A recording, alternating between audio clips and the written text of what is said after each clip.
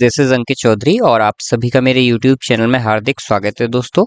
तो दोस्तों हम एक्चुअल में this is not in the PDF form. तो अभी हम ना इसके बारे में अगर हम बात करें तो हम इस पे लिख नहीं सकते हैं। हम केवल ये सीधे गूगल से एक वीडियो बनाने जा रहे हैं जिसमें 50 क्वेश्चंस हैं जो मेरे स्टूडेंट्स ने मुझे कल भेजा था एंड मुझे वीडियो बनाने का टाइम नहीं मिला था, लेकिन आज हम बनाएंगे। और वो सब मेरे बच्चों ने देखिए किस तरह टिक लगाया, देखते हैं कितने उनके सही हैं या कितने गलत हैं, वो सारी चीजें हम जानेंगे। तो चलते हैं पहले प्रश्न की ओर। तो पहला प्रश्न है, who wrote the Indian constitution of India?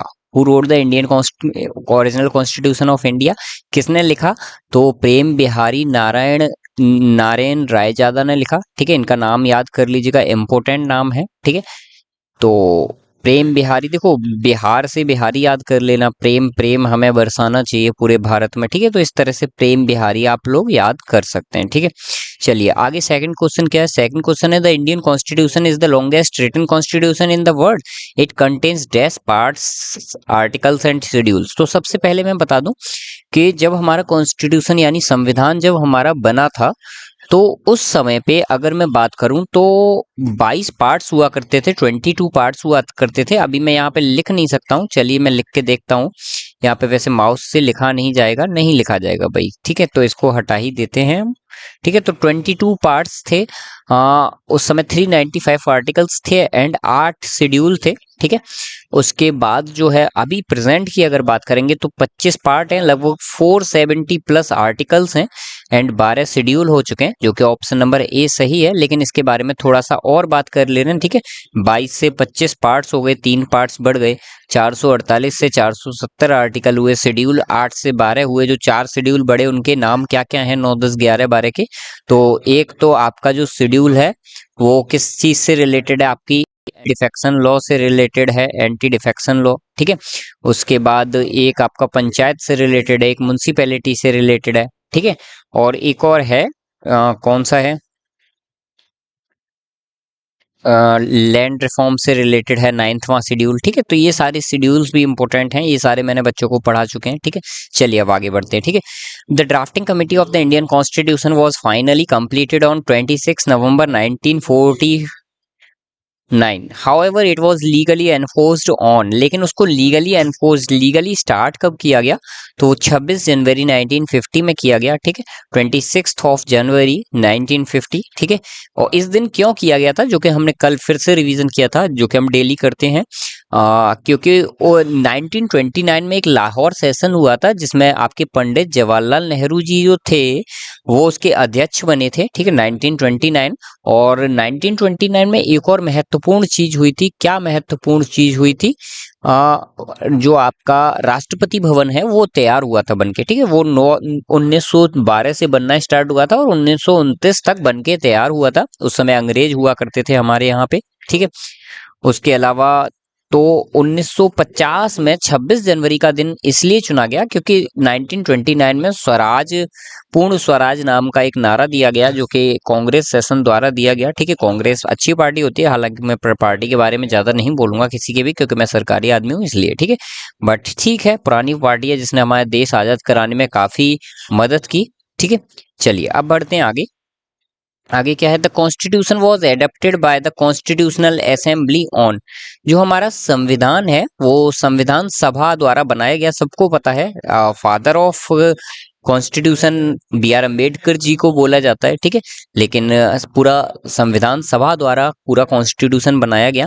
और ये कब बनाया गया आपका? एडप्ट कब किया गया? 26 जनवरी 1949 को एडप्ट किया गया। ठीक है, एडप्ट कर लिया गया। उस समय कुछ आर्टिकल्स, लगभग 10-12 आर्टिकल्स जो थे वो आपके लागू हो गए थे और बचे हुए जो आर्टिकल्स थे वो बाद में जाकर लागू हुए थे। ठीक है, तो ये चीज आप याद रखिएगा। ठीक है, और कौन से आर्टिकल्स लागू हो गए थे? लगभग नागरिकता वाले, यानी कि आपका पार्ट 2 जो 5 से लेके 11वें आर्टिकल्स तक है वो सारे आर्टिकल्स आपके लागू हो चुके थे दोस्तों। ठीक है, और भी कुछ इंपॉर्टेंट आर्टिकल्स थे, जैसे अमेंडमेंट वाला आर्टिकल 368 लागू हो गया होगा। ठीक है, जो कि आपका पार्ट 18 या 20 में आता है, देख लीजिएगा, मैं थोड़ा भूल रहा हूँ। ठीक है, चलिए अब बढ़ते हैं हम आगे की ओर। The constitution of India came into force on कब लागू हुआ? ये 26 जनवरी 1950 को लागू हुआ। अभी हम पहले से पढ़ चुके हैं ऑलरेडी, फिर से पढ़ ले रहे हैं। Okay, how many fundamental rights are there in the Indian constitution? Fundamental rights कितने हैं भारतीय संविधान में?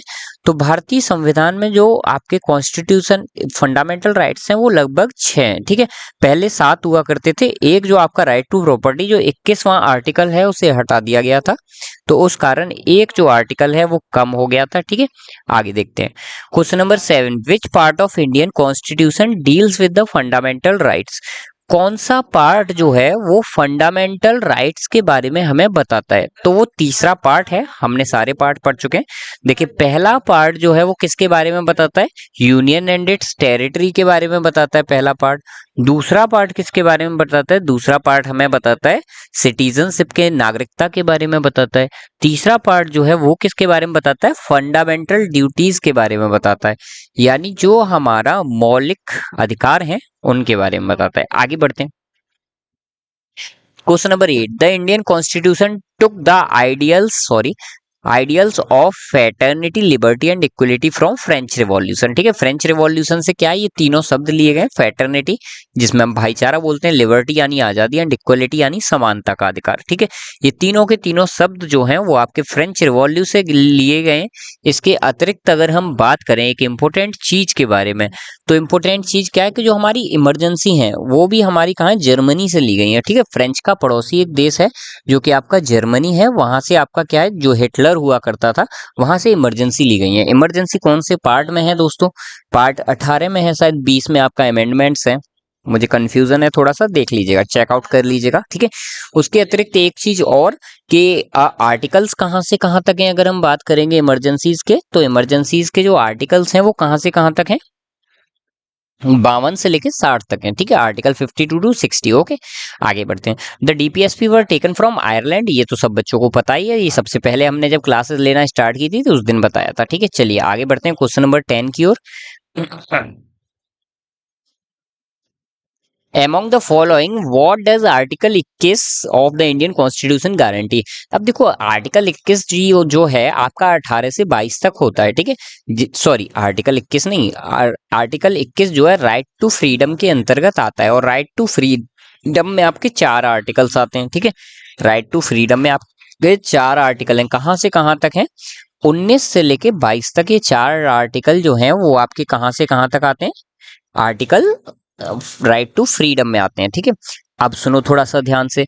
राइट टू इक्वलिटी जो होता है वो 14 से 18 तक होता है। Right to freedom of religion जो होता है आपका 25 से 28 तक होता है। 25 से 28, हाँ सही है, 25 से 28 या 25 से 29, देख लीजिएगा, इसमें मुझे थोड़ा सा डाउट है, 28 तक होता है या 29 तक होता है। ठीक है, उसके बाद life, right to life and personal liberty जो आर्टिकल नंबर 21 है हमारा। ठीक है, राइट टू लाइफ है, और 21A भी हुआ करता है एक आर्टिकल जिसका हमें पता है कि 2010 में लागू हुआ। That education is compulsory for all childrens up to 6 to 14th year of age. ठीक है, वो चीज भी याद कर लीजिएगा। ठीक है, 2002 में लागू हुआ था कि 2010 में हुआ था? 2010 में लागू हुआ था। ठीक है, चलिए आगे। Which constitutional amendment has reduce the voting age from 21 to 18? किस कॉन्स्टिट्यूशनल अमेंडमेंट के तहत एज जो थी वोट डालने की उसे रिड्यूस करके 21 से 18 कर दिया गया? तो वो 21वें अमेंडमेंट में कर दिया गया। ठीक है, 21वां अमेंडमेंट की अगर हम बात करें तो 61वें अमेंडमेंट की अगर हम बात करें तो 61वां अमेंडमेंट कब हुआ था? 1988 में हुआ था। डेट याद कर लो एग्जैक्ट। ठीक है, अब हम बचे हुए सब की बात कर लेते हैं। 42वां जो अमेंडमेंट है, 42वें अमेंडमेंट में क्या था? 42वें में 3 वर्ड जोड़े गए थे, बहुत इंपॉर्टेंट 3 वर्ड्स थे, जो कि आपका था SIS। ठीक है, जो कि एक secular, socialist and integrity, SIS sister से इसे याद कर सकते हैं। ठीक है, और ये 1976 में ऐड किया गया था। उसके बाद अगर दूसरी बात करें 61वें अमेंडमेंट, तो 61वें अमेंडमेंट में क्या हुआ था दोस्तों? एज कर दी गई थी 21 से 18 की एज कर दी गई थी, रिड्यूस कर दी गई थी। ठीक है, अब अगर 73 अमेंडमेंट की बात करूं मैं, तो 73 अमेंडमेंट में क्या हुआ था? 73 या 74 में पंचायत एंड म्युनिसिपैलिटीज ऐड की गई थी, और ये 1992 2 में हुआ था। ठीक है, हम डिटेल में जा रहे हैं, सारी चीजें आराम से डिस्कस करेंगे जो हमने पढ़ चुका है उन चीजों के बारे में। ठीक है, चलो अब आगे जाते हैं। Which schedule of the Indian constitution list the official language. Languages की जहां भी बात आ जाती है, बच्चों को सबको याद है 8th शेड्यूल की बात हो रही है, तो 8th शेड्यूल पे हम लोग टिक कर देंगे। इसके लिए मैंने बच्चों को एक ट्रिक बताई हुई है, आप लोगों को भी आनी चाहिए। टीयर्स ऑफ ओल्ड पीएम, अगर नहीं आता है तो आप गूगल जाके कर सकते हैं, या मैं सेपरेट वीडियो अगर मैं अपने टैबलेट से वीडियो बनाऊंगा तो मैं वो आपको सारी की सारी दिखा दूंगा। ठीक है, चलो अब आगे की ओर चलते हैं।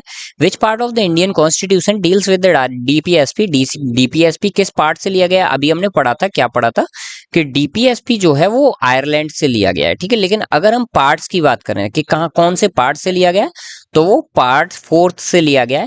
यहीं पे अगर हम बात करते हैं फंडामेंटल ड्यूटीज के बारे में, तो फंडामेंटल ड्यूटीज जो है वो पार्ट 4th ए से लिया गया है। ठीक है, दोनों में अंतर है, दोनों चीजें याद रखिएगा। ठीक है, चलिए आगे बढ़ते हैं।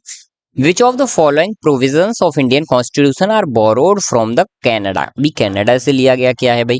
कनाडा से भाई जुडिशरी का लिया गया है, लेकिन यहाँ पे जुरिडिक्शन ऑफ सुप्रीम कोर्ट भी है और ये भी है, तो इसमें मुझे थोड़ा सा डाउट है। वैसे हालांकि द कॉन्सेप्ट ऑफ जुडिशरी इसका आंसर होगा, मेरे बच्चों ने जहां तक है मुझे विश्वास है सही लगाया होगा, क्योंकि अभी हम इस टॉपिक पे पहुंचे नहीं है। ठीक है, जुडिशरी अभी हम आजकल में 1-2 दिन में स्टार्ट करने वाले हैं, हमने पढ़ा नहीं है, तो पढ़ेंगे उसके बाद बता देंगे। ये क्वेश्चन हमारा आउट ऑफ सिलेबस आ गया है, चलिए इसे छोड़ देते हैं, कोई इशू वाली बात नहीं है। ठीक है, वैसे इसका यही ऑप्शन होगा जहां तक है, चलिए कोई बात नहीं।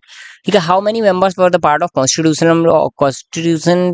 Constituent assembly of India. तो इसके बारे में हम ऑलरेडी बात कर चुके हैं। ठीक है, कॉन्स्टिट्यूशन असेंबली ऑफ इंडिया में जो थे भारत के आजाद होने से पहले की अगर हम बात करें तो 389 मेंबर्स थे, और अगर हम बात करें भारत के आजाद होने के बाद की बात तो 299 मेंबर्स रह गए थे। ठीक है, दोनों ही मेंबर्स आपको इंपोर्टेंट है, याद करना आवश्यक है। ठीक है, who was the chairman of drafting committee. भाई ये तो रट्टा मार लो, doctor Bhimrao Ambedkar was the chairman of drafting committee, और यहाँ पे डॉक्टर बाबा साहेब लिखा है, वो भी ठीक है। ठीक है, भीमराव अम्बेडकर को बाबा साहेब भी बोलते थे। ठीक है, चलो आगे। The original constitution of India वो कैप्ट इन, यहाँ पे सिंपल सा है, पार्लियामेंट में, हाँ पार्लियामेंट हाउस में कैप्ट किया गया है। ये हम पहले ही दिन बता दिए थे आप लोगों को। ठीक है, कि हमारा जो ओरिजिनल कॉन्स्टिट्यूशन है, संविधान जो इंग्लिश में लिखा गया वो कहाँ रखा गया, और वो इंग्लिश में लिखा गया है, और वो कहाँ रखा हुआ है, पार्लियामेंट ऑफ इंडिया में रखा गया है। लेकिन हमें ये नहीं पता था वो किस में कैप्ट किया गया है, हीलियम फील्ड केस में। ठीक है, उसमें हीलियम भर रखा है। अब हीलियम क्यों भर रखा है, ये सारी चीजें हमें नहीं पता है। ठीक है, तो इसे छोड़ दीजिए आप, आगे बढ़ते हैं। ठीक है, ये हम जान लेंगे, बाद में जानेंगे, क्योंकि अभी वीडियो बना रहे हैं तो वो भी जानना हमारा उचित नहीं है। ठीक है, इंडिया सेलिब्रेट कॉन्स्टिट्यूशन डे, संविधान दिवस कब मनाते हैं भाई? संविधान दिवस तो नवंबर में मनाते हैं, सबको पता है, जिस दिन संविधान बन चुका था उस दिन संविधान दिवस मनाएंगे। ठीक है, और 26 जनवरी को गणतंत्र दिवस मनाते हैं, सब लोगों को पता है ये चीजें। ठीक है, तो 26 नवंबर को हम क्या मनाते हैं? कॉन्स्टिट्यूशन डे यानी संविधान दिवस मनाया जाता है हमारा। ठीक है, आगे देखते हैं। Which option among the following is the basis of constituent the constituency assembly of India. ठीक है, यहाँ पे बेसिक्स पूछा है, कॉन्स्टिट्यूशन असेंबली का बेसिक क्या है। हालांकि अभी ये हमने पढ़ा नहीं है, क्योंकि फर्स्ट चैप्टर हमने छोड़ दिया था, और ये फर्स्ट चैप्टर से रिलेटेड है, तो इस क्वेश्चन को भी हम छोड़ देते हैं। ठीक है, 2 क्वेश्चन ऐसे आए जो अभी हमने फर्स्ट चैप्टर पॉलिटी का छोड़ दिया है, उसे हम पढ़ेंगे, क्योंकि वो हिस्ट्री से रिलेटेड है। जब हम हिस्ट्री में जाएंगे तो वो पहला चैप्टर हम पढ़ेंगे। बाकी इसका आंसर बी और सी में से दोनों ही हो सकते हैं, बट जहां तक है बी है, कैबिनेट मिशन प्लान द्वारा ही लाया गया था। ठीक है, चलिए आगे बढ़ते हैं। In which case the supreme court India hold the preamble can be amended. Preamble को महत्वपूर्ण पार्ट बताया गया, कौन सा केस था सुप्रीम कोर्ट में जिसमें प्रेम्बल को is an important part of the constitution बताया गया? वो केशवनंदा भारती केस था। बेरूबरी में हटा दिया गया था कि preamble is not a part of constitution, and Kesavananda Bharati case में again they said that preamble is a part of constitution. ठीक है, तो ये याद करने वाली बात है। कब हुए थे ये दोनों? बेरूबरी केस जो है 1960 में हुआ था। ठीक है, 1960 में हुआ था, एंड केशवनंदा भारती केस कब हुआ था दोस्तों? 1973, 1973। ठीक है, चलिए आगे बढ़ते हैं। नहीं, ये बड़ा क्वेश्चन है, इतने बड़े क्वेश्चंस मैं पढ़ता नहीं हूँ, इसलिए इसे छोड़ दीजिए। बाकी है क्या, accurately explain the preamble of India. इसका ऑप्शन इसे छोड़ देते हैं, अभी ये इतना डिटेल में नहीं पढ़ेंगे यार। चलो वन वर्ड ही याद करते हैं। विच फॉर्म ऑफ गवर्नमेंट, कौन सी फॉर्म ऑफ गवर्नमेंट है भारत में? फेडरल फॉर्म ऑफ गवर्नमेंट या पार्लियामेंट फॉर्म ऑफ गवर्नमेंट है? इन्होंने गलत लगा रखा है बच्चे ने। ठीक है, प्रेसिडेंशियल फॉर्म ऑफ गवर्नमेंट लगा रखा है, जो कि गलत है। ठीक है, प्रेसिडेंशियल फॉर्म ऑफ गवर्नमेंट है जो है वो कहाँ पे है दोस्तों? अमेरिका में है। ठीक है, हमारे यहाँ नहीं है। ठीक है, हमारे यहाँ पार्लियामेंट फॉर्म ऑफ गवर्नमेंट होता है, ठीक है। हमारे यहाँ का जो प्रेसिडेंट है वो ऐसे नहीं कि रात को सोया और सुबह टैक्स बढ़ा दिया, वो केवल अमेरिका में ही हो सकता है। ठीक है, चलिए आगे बढ़ते हैं। Which of the following identify the three branches of government, तीन ब्रांचेस कौन कौन सी हैं, तो Lok Sabha, Rajya Sabha and precedence office. ठीक है, तीन है, प्रेसिडेंस ऑफिस बोल लो या फिर इसे काउंसिल ऑफ मिनिस्टर्स भी बोल सकते हैं। ठीक है, ये तीन होता है। चलिए आगे बढ़ते हैं। Which of the following is the supreme law of India, constitution of India is the supreme law, Bharat में सबसे बड़ा लॉ जो है वो कॉन्स्टिट्यूशन ऑफ इंडिया है। ठीक है, who was the first women president of India, Shrimati Pratibha Patil. ठीक है, प्रतिभा देवी सिंह पाटिल या प्रतिभा पाटिल भी बोल सकते हैं, ये पहली राष्ट्रपति थी। ठीक है, भारत की, ये मेरे समय में बनी थी, मतलब मेरे समय में कहने का मतलब ये, जब मैं पढ़ता था लगभग आई थिंक 9th-10th क्लास में रहा हूँगा मैं, तब ये बनी थी। 2009-10 के आसपास की बात कर रहा हूं मैं। ठीक है, चलिए आगे बढ़ते हैं। In which year was the constitution enacted, constitution enacted कब हुआ भाई, 1949 में हुआ। ठीक है, मतलब कि ग्रहण कब किया गया, इनेक्टेड मतलब। ठीक है, चलिए आगे। Which article of the Indian constitution right to constitutional remedies, तो वो 32 आर्टिकल में होता है, जिसमें हमारी रिट्स दी हुई हैं 5, जिसमें हम हाई कोर्ट या सुप्रीम कोर्ट जा सकते हैं। ठीक है, उसे राइट टू कॉन्स्टिट्यूशनल रेमेडीज बोला। लेकिन भाई कोर्ट जाना भाई मतलब ये है कि 50,000 जेब में पैसे रखना, क्योंकि बिना पैसों के न्याय नहीं मिलता, कोर्ट में कोई पूछेगा भी नहीं आपको। ठीक है, तो बहुत पैसे की जरूरत पड़ती है, न्याय व्यवस्था थोड़ी सी बिगड़ी हुई है, आसानी से न्याय नहीं मिलता है, तो इसलिए लोग कोर्ट नहीं जाते हैं। चलिए आगे बढ़ते हैं। Which constitution inspired the constitution feature of the DPSP, DPSP कहाँ से लिए गए भाई, ऑलरेडी हम बात कर चुके हैं, आयरलैंड से लिए गए। ठीक है, चलिए question number 30, who among the following is the father of constitution, अभी मैंने बता दिया था क्वेश्चन नंबर 1 में ही कि father of constitution doctor B R Bhimrao Ambedkar ji हैं। ठीक है, चलिए नेक्स्ट क्वेश्चन की ओर चलते हैं दोस्तों। How many amendments have been made in the 2022 तक कितने अमेंडमेंट हो चुके थे, हमें 2022 से नहीं कोई मतलब है। देखो मैं क्लियरली बता दूं, अब 2025 चल रहा है, ये पीडीएफ पुराना है, हमें 2025 से मतलब है। तो अभी तक टोटल 106 हो चुके हैं, जो कि ऑप्शन में नहीं है, 106 याद कर लेना। ठीक है, पुराना याद करने से कोई मतलब नहीं है। ठीक है, ये चीज, क्योंकि अभी 2025 चल रहा है, 2027 आ जाएगा तो 2025 का पूछेंगे, ऐसा कोई मतलब नहीं होता। ठीक है, जो करंट में चल रहा हो याद वही करना होता है। Which part of the Indian constitution deals with the duties of the citizen, fundamental duties, part 4 ए में है। ठीक है, जब मैंने आपको डीपीएसपी पढ़ाया था पार्ट 4, तभी मैंने बता दिया था कि पार्ट 4 में इन्होंने पता नहीं क्या टिक लगाया बच्चों ने, कोई बात नहीं, उन्होंने भूल गए होंगे हो सकता है, तो इसे सही से याद कर लीजिएगा।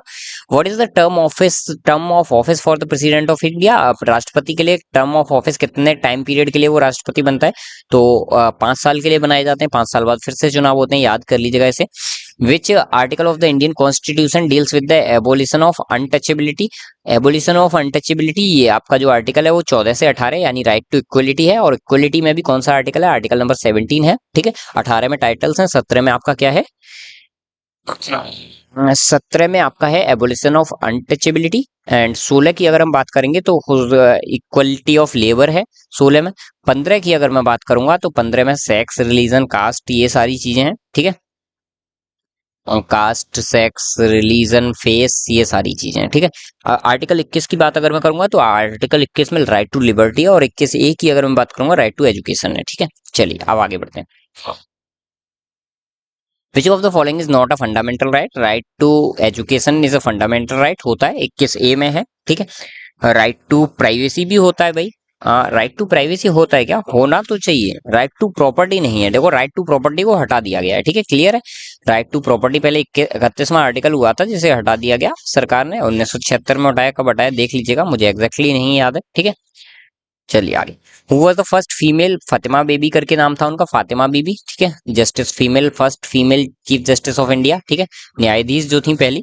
ठीक है, न्यायाधीश कितने होते हैं आप सब लोगों को पता होना चाहिए, टोटल सुप्रीम कोर्ट में जजेस होते हैं 33 जजेस होते हैं, और एक न्यायाधीश होता है, सीजेआई होता है, जो कि बहुत महत्वपूर्ण व्यक्ति होता है भारत का। ठीक है, चलिए आगे बढ़ते हैं। How many states are there in India, 29 states हैं। ठीक है, चलिए आगे बढ़ते हैं। In which year 73 amendment act, मैं ऑलरेडी बता चुका हूँ, 73 और 74 पार्लियामेंट एंड म्युनिसिपैलिटीज 1992 में हुआ, तो वो आपको याद होना चाहिए। ठीक है, चलिए आगे बढ़ते हैं। Which part of the Indian constitution deal with the union territory, part first. ठीक है, पार्ट फर्स्ट जो है यूनियन एंड इट्स टेरिटरी से डील करता है, पार्ट सेकंड जो है सिटीजनशिप से डील करता है, पार्ट थर्ड जो है वो फंडामेंटल ड्यूटीज से रिलेट करता है। ठीक है, आगे बढ़ते हैं। Which of the following is a part of Indian constitution, तो फंडामेंटल राइट्स और फंडामेंटल ड्यूटीज दोनों ही पार्ट होते हैं हमारा कॉन्स्टिट्यूशन के संविधान में दोनों चीजों के बारे में अच्छे से बताया गया। फंडामेंटल राइट्स पार्ट 3 में बताया गया, फंडामेंटल ड्यूटीज पार्ट 4 ए में बताया गया है। ठीक है, चलिए आगे बढ़ते हैं। What is the maximum period for which the president of India can be elected? Maximum time period क्या होता है जिस टर्म के लिए प्रेसिडेंट ऑफ इंडिया इलेक्ट किया जाए? तो नो मैक्सिमम लिमिट। ठीक है, कितनी बार भी बन सकता है। जैसे कि हमने पढ़ा था प्रेसिडेंट के बारे में, जैसे कौन थे पहले प्रेसिडेंट? डॉक्टर राजेंद्र प्रसाद। तो हमने देखा था वो 12 साल के लिए लगभग बने, 12 साल के लिए, मतलब 2 टर्म और 2 साल के लिए बने। ठीक है, उसके बाद उनकी डेथ हो गई। ठीक है, कब डेथ हो गई? 1964 के आसपास डेथ हुई थी या 66 में हुई थी, देख लीजिएगा। चलिए आगे बढ़ते हैं। The Indian constitution was adapted by the constitutional assembly on which date? यहाँ पे एडेप्टेड की बात हो रही है, ना कि लागू होने की। तो 1949 की बात हो जाएगी। ठीक है, 26 जनवरी 1949। ठीक है, आगे विच of the following provision under the Indian constitution for protection of minority groups? ठीक है, माइनॉरिटी ग्रुप्स की अगर बात करें तो इसमें दो अगर हम बात करें डीपीएसपी में भी इसका एक आर्टिकल दिया होगा, शायद आर्टिकल नंबर कौन सा है मुझे याद नहीं है एग्जैक्टली, लेकिन ये कल्चरल एंड एजुकेशनल राइट्स की भी बात करेंगे, उसमें भी आपका क्या है, protection of minority groups they रखा है। देखो प्रॉपर्टी को तो हटा ही दिया गया है, रिलीजियस फ्रीडम में हो सकता है दिया गया हो, मुझे इसकी जानकारी नहीं है, मैं भूल रहा हूँ थोड़ा सा, तो आप इसे एडजस्ट कर लीजिएगा, मुझे एग्जैक्टली नहीं याद है, मैं क्लियरली बता दूं। Who is responsible for amending the constitution? Parliament responsible होता है, ये इन्होंने गलत टिक लगा रखा है, प्रेसिडेंट ऑफ इंडिया नहीं रेस्पॉन्सिबल होता किसी भी कॉन्स्टिट्यूशन में आर्टिकल को अमेंड करने के लिए। पार्लियामेंट रेस्पॉन्सिबल होती है, पार्लियामेंट जोड़ती है आर्टिकल्स को। ठीक है, विच of the following is not a feature of Indian constitution? इनमें से कौन सा फीचर नहीं है? फेडरल स्ट्रक्चर होता है, ट्रू है। सोवरन फीचर्स होते हैं, ट्रू है। यूनिटरी फीचर्स नहीं होता है। ठीक है, चलिए अब आगे बढ़ते हैं। What is the duration of Lok Sabha? 5 साल के लिए होता है लोकसभा। ठीक है, 6 साल के लिए राज्यसभा होती है। राज्यसभा में 250 मेंबर्स होते हैं, लोकसभा में 552 मेंबर्स होते हैं। लोकसभा के 2 मेंबर्स जो होते हैं वो राष्ट्रपति के द्वारा चुने जाते हैं, राज्यसभा के 12 मेंबर्स जो होते हैं वो राष्ट्रपति के द्वारा चुने जाते हैं। ठीक है, चलिए अब आगे बढ़ते हैं। Which of the following was not a part of Indian constitution when it was enacted? कौन सा इनमें से पार्ट नहीं था? भाई ये मैंने अभी तक बच्चों को पढ़ाया नहीं है, ना मैंने खुद पढ़ा है, क्योंकि अभी ये सारी चीजें नहीं आई हैं। बाकी हम बता देते हैं क्या क्या आ चुका है। Right to information RTI act 2005 में लागू हुआ। ठीक है, तारीख मुझे नहीं याद है, तारीख आप लोग देख लीजिएगा। उसके बाद right to education, that free and कर दिए 2010 में लागू हुआ। That education is free and compulsory for all human being up to 16 to 14 year of age. And GST tax 2016 में, जब मोदी सरकार आई 2014 में, तो 2016 में टैक्स लगा दिया इन लोगों ने। ठीक है, उससे पहले इतना टैक्स वैक्स ये सब नहीं हुआ करता था। ठीक है, जीएसटी वगैरह। ठीक है, तो अगर कोई बोलता है, देखो एक बहुत हंसी की बात मुझे यहाँ से याद आ गई, कोई बोलता है कि भाई किस सरकार ने टैक्स कम किया? तो लोग बोलते हैं मोदी सरकार ने टैक्स कम किया। भाई लगाया भी तो था, पहले 18% लगा दिया, फिर उसको 5% कर दिया। तो इसमें कोई वाहवाही या बड़ी वाली बात नहीं है। सरकार आके टैक्स लगाई, अब कम कर दे। अब सोचो आपके घर कोई व्यक्ति आता है जो पहले बहुत मारता है, और मारने के बाद में आपको पुचकारता है, 2-10 रुपए दे देता है, तो क्या आप संतुष्ट होगे? नहीं होगे ना। तो वही ये सरकार ने किया हमारे साथ। बट ठीक है, अब वो आपका व्यक्तिगत वो होना चाहिए डिसीजन कि आपको क्या करना है क्या नहीं करना है, वो मैं केवल एक्सप्लेन कर रहा हूँ। ठीक है, हाउ मेनी जजेस are there in the supreme court of India? 33 जजेस हैं टोटल। ठीक है, ये लिखा हुआ 33, याद कर लीजिएगा। ठीक है, और सीजेआई को अलग रखा जाता है, वो चीफ जस्टिस ऑफ इंडिया होता है इसलिए। और is the maximum age required to be the president of India? 35 of age होती है मिनिमम एज। ठीक है, मिनिमम एज लिखा हुआ है, तो 35 एज पे आप राष्ट्रपति बन सकते हैं। ठीक है, the constitution of India provides for which kind of judicial system? तो वो फेडरल फॉर्म ऑफ जुडिशरी है, सब लोगों को पता है, मैं ऑलरेडी बता चुका हूँ, federal and sovereign form of judiciary. ठीक है, चलिए तो आपके यहीं पे ये सारी वीडियोस खत्म होती हैं। यहाँ आपकी आंसर शीट दे रखी है, अगर आपको स्क्रीनशॉट लेना है ले लीजिए। वैसे इसमें कुछ कुछ आंसर्स गलत दे रखे हैं क्योंकि ये पुराना पीडीएफ है, बट हमने चूंकि सारा बच्चों को सब कुछ पढ़ा रखा है तो हमें याद है ये सारी चीजें। बच्चों का लगभग पहले मैं बोलता था 50% सिलेबस कंप्लीट हुआ है, लगभग अभी हमने 6 चैप्टर कंप्लीट कर लिए, टोटल 11 चैप्टर है, और जो कि हमारा अब लगभग 60 या 70% सिलेबस कंप्लीट हो चुका है। मुश्किल से 5 या 4 दिन की बात हो रहा है, आपका पूरा पॉलिटी समाप्त हो चुका होगा, और फिर हम नई और बढ़ेंगे। हम ज्योग्राफी उठाएंगे या हिस्ट्री उठाएंगे, उसके पैरेलल में हिंदी भी चलाएंगे। मैथ्स को सबसे लास्ट में उठाएंगे क्योंकि हमारे पास बोर्ड की व्यवस्था नहीं है, माइक की व्यवस्था नहीं, किसी चीज की व्यवस्था नहीं है अभी फिलहाल। तो अभी हम जीको को खत्म करते हैं, हिंदी को खत्म करते हैं, इंग्लिश को भी उठा लेंगे, कोई इंग्लिश ज्यादा ज्यादा हार्ड नहीं होती। ओके, थैंक यू दोस्तों, इस वीडियो को समाप्त करते हैं। और चलिए अगली नेक्स्ट वीडियो जो भी बनाऊंगा मैं अपना लिख के ही बनाऊंगा, क्योंकि ये तो मैंने 50 क्वेश्चंस इजी थे इसलिए मैंने यहाँ पे बना दी। Okay, thank you, share subscribe जो भी आपको करना हो कर दीजिएगा। ओके, थैंक यू दोस्तों, लव यू।